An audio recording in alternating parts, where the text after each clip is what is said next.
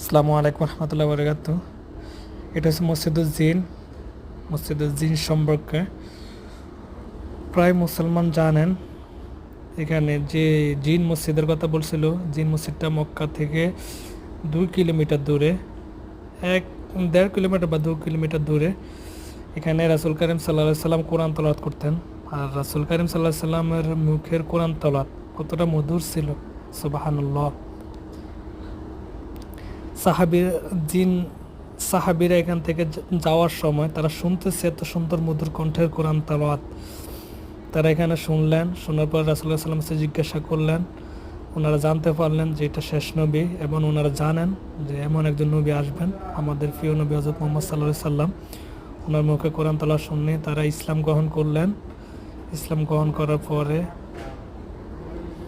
দেখেন এখানে জিন মসজিদ লেখা আছে, জিন মসজিদ। এখানে সবাই আসে, 2 রাকাত নামাজ পড়ে, কোরআন তেলাওয়াত করে এবং নফলে